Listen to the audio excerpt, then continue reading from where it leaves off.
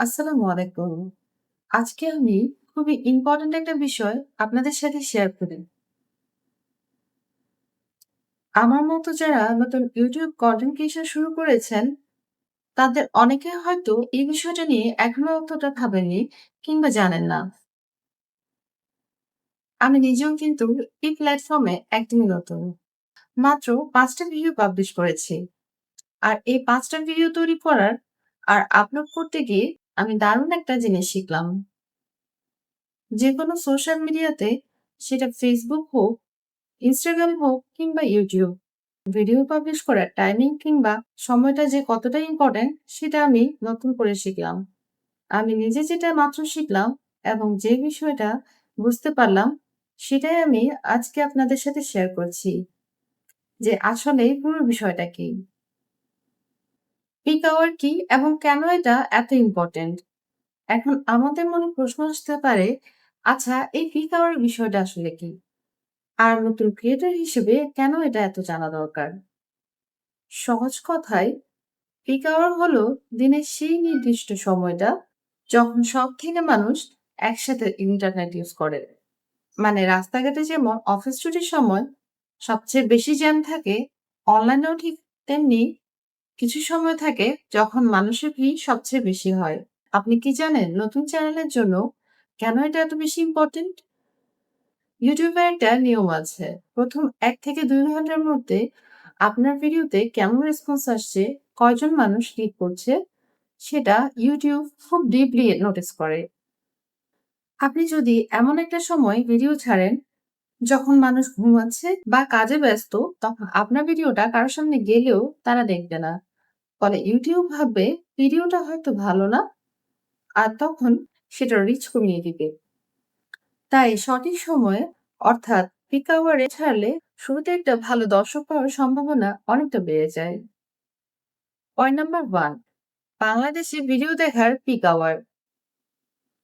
আমি যখন আমার আগের ভিডিও নিয়ে একটু ঘাটাঘাটি করছিলাম, তখন বুঝলাম আমাদের দেশের মানুষের প্রতিদিন একটা নির্দিষ্ট সময় আছে, নির্দিষ্ট রুটিন আছে।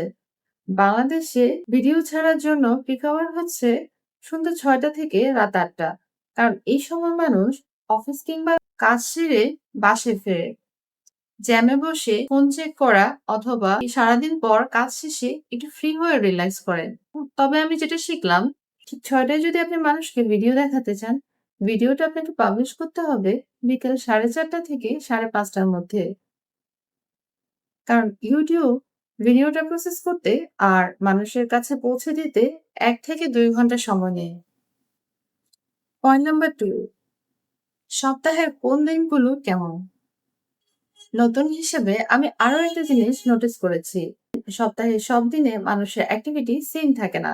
যেমন বৃহস্পতিবারে উইকেন্ডের শুরু। এই দিনটি কন্টেন্ট ক্রিয়েটরদের জন্য অনেক লাকি। কারণ মানুষ পরের দিন ছুটি থাকায় একটু বেশি রাত জেগে ভিডিও দেখে। তাই বিকেল ৪টা থেকে ৬টা টাইমটাই বেস্ট। শুক্রবার ও শনিবার ছুটির দিন। ছুটির দিনে মানুষ একটু দেরিতে ঘুম থেকে ওঠে।